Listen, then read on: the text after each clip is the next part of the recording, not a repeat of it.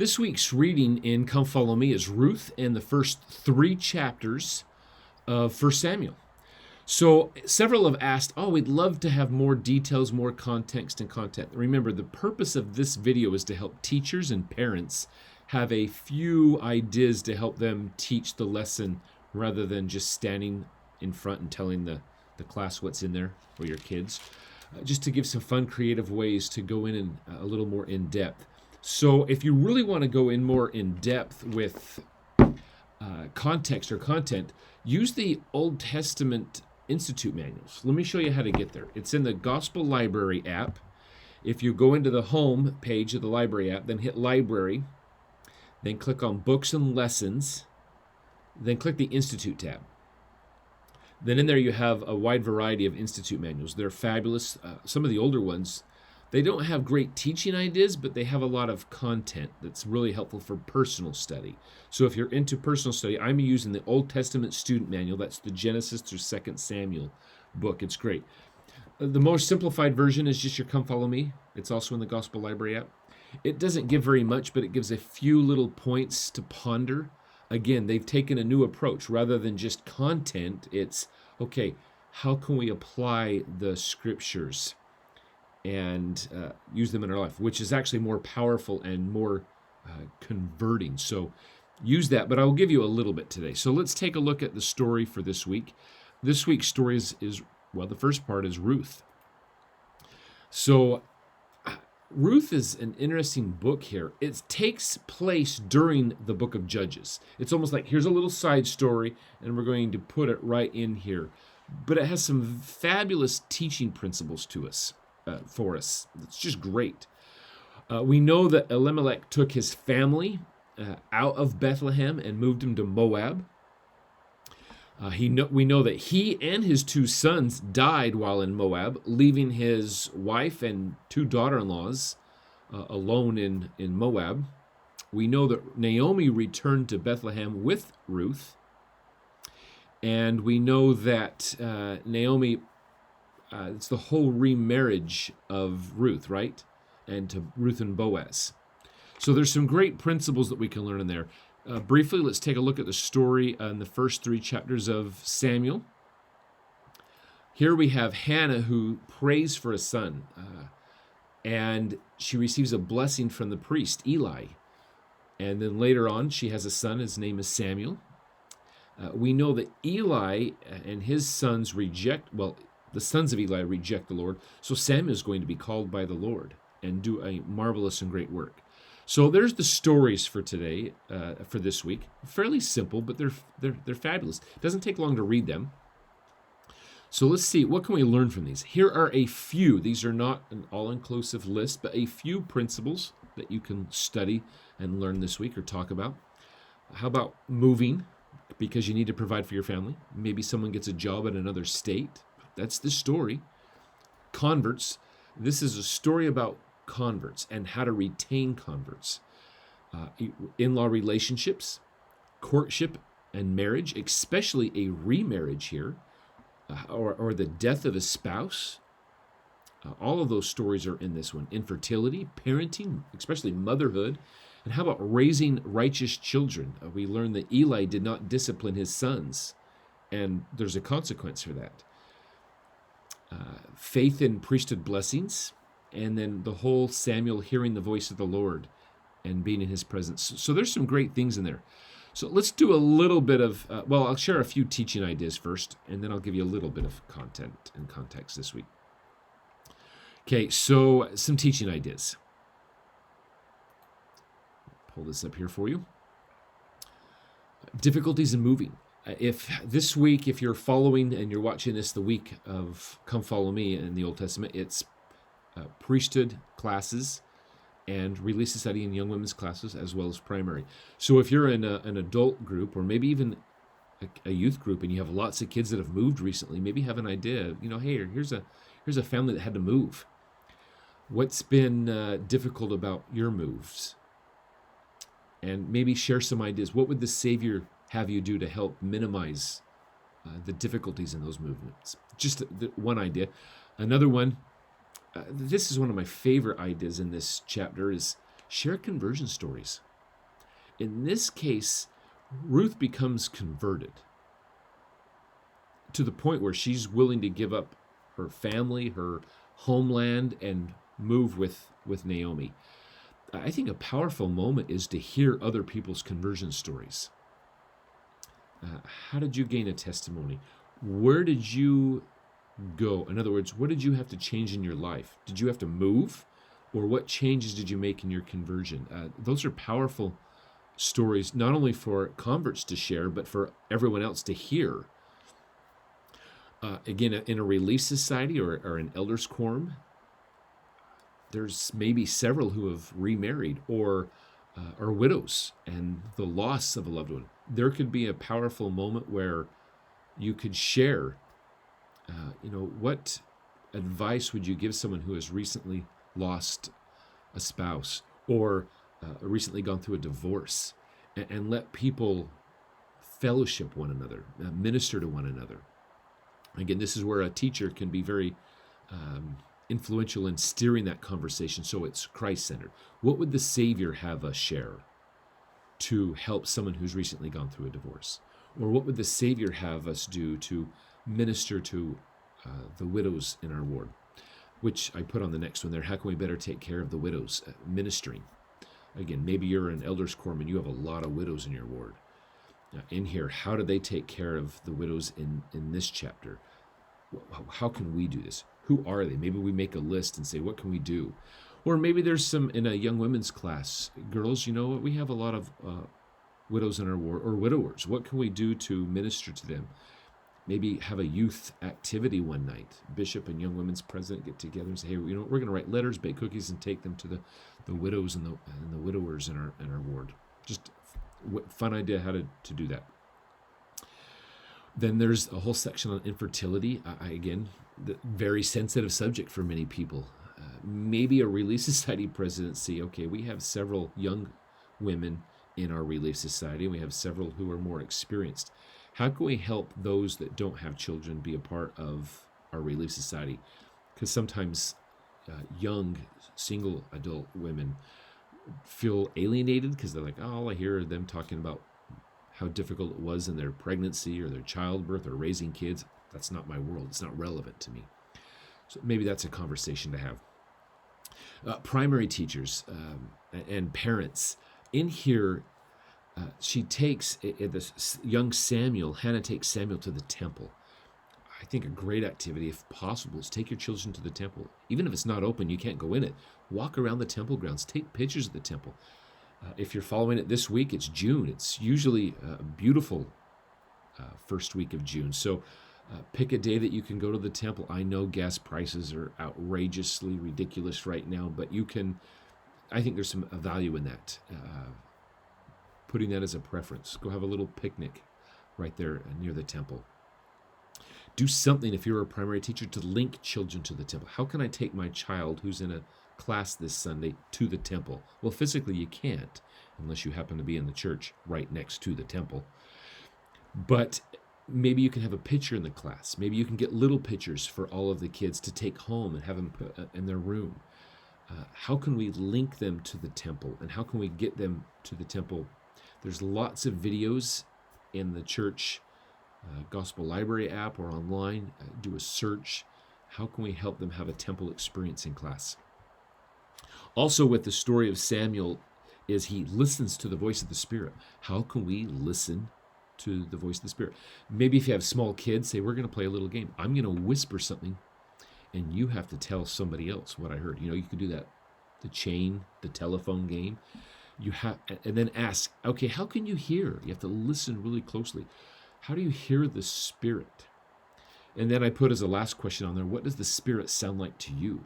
Everyone feels the Spirit a little different, and I feel it different at different times in different situations. So there's some ideas, hopefully you help you in your class. Let's do a little bit of content and context here. You'll notice here on the map, you see the town of Bethlehem just left to the northwest of the Dead Sea. Apparently in Ruth's day, there's a famine to the point where they move. And where do they go? They go to the land of Moab. Now, if you'll notice, to go to Moab, you go across north over the Dead Sea, across the Jordan River, and then down into the land of Moab is where they go. And then I'll just show you a picture here. I think another teaching idea, show this picture. You can pull this up on your phone or a gospel library app, or go to your media center and say, I'd like a picture of Ruth and Naomi out gleaning the fields of Boaz. There's lots of things that you can use that picture for. In other words, you can ask, what do you see? How are they taking care of the widows? So just, again, a few little things here. Contextual things here. We'll go into the story. We're in the book of Ruth. I'm going to Ruth chapter 2. Again, here is an Old Testament welfare principle here. If you go to verse 1 and 2, and Naomi had a kinsman of her husband's, a mighty man of wealth, of his family of Elimelech, and his name was Boaz. And Ruth the Moabitess said unto Naomi, Let me now go to the corn into the field, and glean the ears of corn after him in whose sight I shall find grace. And she said unto her, Go, my daughter. Okay, just a little bit of context here. In the Old Testament days that we're living here, first of all, corn is wheat in the Old Testament. And a person who owned a field would always leave something. You wouldn't pick it so clean that there's nothing left. You would take your harvest, and then widows and widowers and others who are the poor and the needy, this was the welfare system. It's like, okay, the field is now open for those in need. Then they could go in and harvest whatever's left. Well, one of the fun parts of this story here is, notice verse 5, Boaz notices who? Hey, who's that? In fact, his exact phrase is, whose damsel is this? And he, in verse 16, says, let fall also some of the handfuls of purpose for her, and leave them, that she may glean them, and rebuke not, or her not. So what happens is he's like, let's make it really easy for her. Leave lots of extra grain around. So she can just say, oh, look how easy this is. I can just pick this up. It's not hard. It's his way of courting, flirting. There's a little play between a man and a woman here to get to know each other. And so she gleans and so forth. But she's not sure how to approach. It's a cultural divide here. So Naomi has to help her. The whole part about go and lay by his feet and he uncover his feet, that's a cultural thing here. Don't worry about the details of that. But maybe it's more important of asking, what does that look like today? How does a woman who's a widow or a divorcee, how do they approach dating and courtship? Again, it depends on who you're talking with in your class or your quorum or your group. But there might be some conversations to have there. And again, bring the Savior in those conversations. What would the Savior have me do? Some go home and lock themselves up. Others go out in ways that maybe the Lord wouldn't have them go out. So I think it's a healthy conversation. Say, what would the Lord have me do? You'll notice in this case that Naomi doesn't remarry, but Ruth does. And maybe it has to do with the age. I don't know. But there's some great conversations in here that you can be having with this. Let's go to Samuel here for a few moments and look at the first book of Samuel. Again, Elkanah is a man here. He has two wives. Again, plural marriage is a common law lived back in the Old Testament days here. And notice there is a little bit of contention between these two wives, at least to the point where Hannah, who has no children, feels less than Peninnah, who does have children. But I want to make it clear in here, this is not the husband's fault. We know he can have children because his other wife, has children. And 2, verse 5, and Hannah gave a worshipful portion, for he loved Hannah, but the Lord had shut her womb. So there is a very strong love between this man and his wife. She, for the reasons that we don't know, personal reasons, feels that she's not as valuable because she doesn't have children. Well, she wants to be a mom. She wants to be a mom in Zion. And notice in verse 7, she weeps, she did not eat, so she's fasting, she's troubled. My favorite verse is verse 10. Excuse me, verse 8. Verse 8 says, then Elkanah her husband to her, Hannah, why weepest thou? And why eatest thou not? And why is thy heart grieved? Am I not better to thee than 10 sons? In other words, you're married to me. Just enjoy life. You don't need to have sons. You don't need to have kids. I love you. Am I enough? But she still wants a son. Notice, so she vows a vow. Now in here, this vow is the vow of a Nazirite. A Nazirite was a special, I don't know if you call it a sect within the house of Israel, where they wouldn't drink strong wine. They wouldn't shave their head. It's the same vow that Samson made from the last week's reading, that you made special promises. We don't really have this today. I guess culturally the closest thing we have is our missionaries. Full-time missionaries make a vow that they don't date. They do cut their hair. They dress and act a certain way while they're on a mission. They're kind of a special elite force within the church today, right? Missionary, that's a temporary vow that they make. Now, the covenants they make are eternal, but, how we dress and how we do our hair and so forth, that's a temporary thing while we serve as a missionary.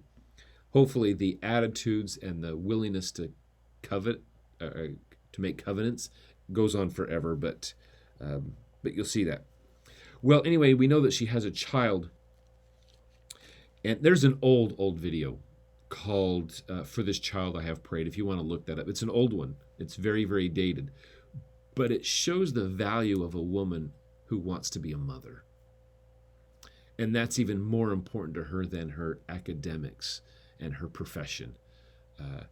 Again, it's not politically correct, but then again, motherhood rarely has been, right? Being righteous in the house of Israel rarely has been. Again in here, verse 24, she takes her child with him. Where do they go? To go to the house of the Lord. They go to the temple. Again, take your children to the temple. Primary teachers, how can you take your children to a temple-like experience in church? Some great things in there. Couple things. We do know that Eli's children, his sons, break the covenant. They're not living righteously. And what's bad about that is Eli doesn't do anything about it. He doesn't correct or chastise his children.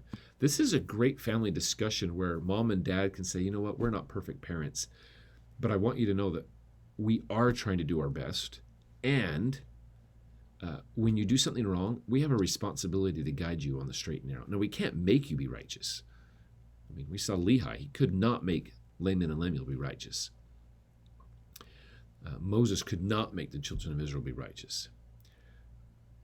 So we're not here to force you, but we are here to teach you and guide you and make corrections when need be. Well, and what's the result in verse 34? This is 1 Samuel chapter 2, verse 34. And this shall be a sign unto thee that shall come upon thy 2 sons. Then their names, in one day they shall both die. Both of them. So they're going to die, and they do. Chapter 3 is a great story in here where Samuel hears the voice of the Lord but doesn't know what it is. I think there's a great lesson in here to help. Okay, here we have a young person who doesn't recognize what the Spirit sounds like. I think we can have that conversation. How do we hear the Spirit? Again, with Ruth and Naomi, you have a convert, share stories of conversion. Here you have someone who's young. How do I know what the Spirit sounds like? How do I know if it's God or just my own imagination or somebody else? I think there's some great principles that you can share in here. And what I really like about this is that Eli, he guides him. That he says, when you hear that voice again, verse 5, say, "Here am I." Again, verse 4 and 5. And so, "Here am I." And then he has this wonderful conversation where the Lord visits him. Well, just a few ideas for this week. I hope it's helpful, and I hope you have a great experience studying your scriptures. And we do more of 1 Samuel next week.